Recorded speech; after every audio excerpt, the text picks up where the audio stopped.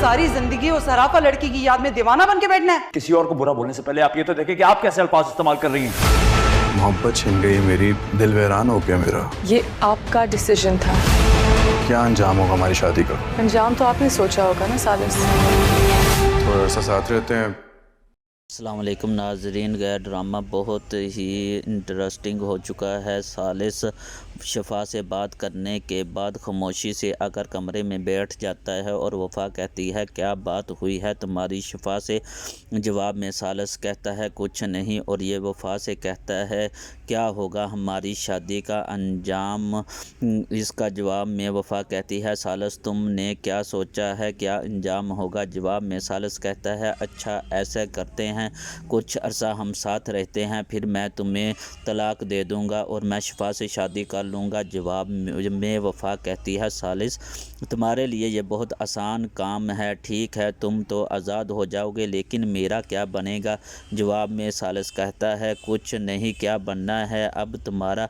हम इस तरह एक दूसरे के साथ सारी ज़िंदगी बांध के नहीं रह सकते भाई, तुम भी कोई अच्छा सा लड़का ढूंढ के इससे शादी कर लेना। वफ़ा बहुत परेशान होती है कि इसका क्या बनेगा, ये तो बदनामी पे बदनाम होती जाएगी। किसी ने नहीं कहना कि सालिस की गलती है, हर किसी ने मेरी ही गलती निकालनी है। ये बेचारी सारी रात जागती है, सुबह उठकर रब से दुआ करती है कि या अल्लाह मुझे माफ़ कर दे, मैंने कौन सा गुनाह किया है जिसकी सज़ा मुझे बार बार मिल रही है।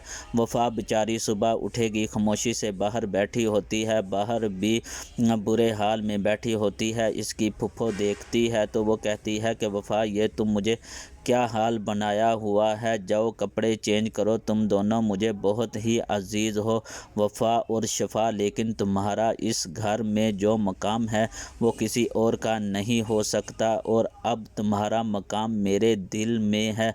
तुम्हारी वजह से मेरे घर वाले मुझसे मिलने लग गए हैं, मैं तुम्हारा बहुत बहुत शुक्र अदा करती हूँ। और दूसरी तरफ फरजाद अपने कमरे में परेशान बैठा होता है तो इसकी वालदा इसके पास आती है, कहती है क्यों तुमने इस लड़की के लिए ख़ुद को परेशान किया हुआ है, इनको खुद को सज़ा दे रहे हो। एक तरफ वो शफा है, इसने ख़ुद को कमरे में बंद किया हुआ है और इसने पता नहीं कौन सी टेंशन ली है।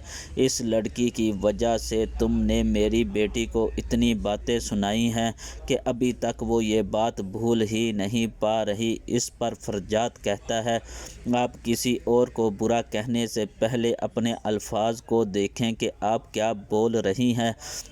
फरजाद की वालदा कहती है क्या हो गया है, इस लड़की के लिए तुम मुझसे बदतमीज़ी करोगे। फरजाद यहाँ से उठ के चला जाता है। फरजाद की वालदा इसे देखती रहती है कि इसे क्या हो गया है, अब ये और बदल गया है, कब तक इस लड़की का शौक़ मनाएगा। मेरी जान छूट गई थी इस लड़की से कि इसकी शादी हो गई है, वो घर छोड़ के चली गई है, लेकिन सब ने इसके साथ सुलह कर ली है। अब वो लड़की रोज़ रोज़ इस घर में आया करेगी और फिर फरजाद उसे देखेगा तो फिर इसकी मोहब्बत ताज़ा हो जाएगी। मैं क्या करूं, इस तरह इस लड़की को यहाँ से निकालूं। दूसरे दिन वफ़ा की फुफ्फो कहती है तुम चलो हम चलते हैं उधर, दादी को मिल के आते हैं इस बेचारी का क्या। और वो चुपचाप उसके साथ आ जाती है और दादी के पास खड़ी होती है। यहाँ पे शफा आती है। शफा कहती है वफ़ा चलो मैंने तुमसे कोई बात करनी है। ये वफ़ा को खींच कर अपने कमरे में लाती है और कहती है तुम्हें क्या लगता है कि तुम इस तरह करके सालिस को अपना लोगी, लेकिन थोड़ा ही अरसा है सालिस तुम्हें छोड़ देगा। वफ़ा कहती है बस अब एक और लफ्ज़ मत बोलना, तुम्हारे लिए ये आसान होगा मेरे लिए नहीं, और सालिस मुझे कभी नहीं छोड़ेगा। जब घर वापस चली जाती है शफा फिर सालिस को फ़ोन करती है और कहती है कि सालिस जब तुम इस वफ़ा के साथ तुम्हें देखती हूँ मुझे बहुत गुस्सा आता है, मैं खुद पे कंट्रोल नहीं कर सकती, क्या करूँ, मुझसे ये बात बर्दाश्त नहीं होती।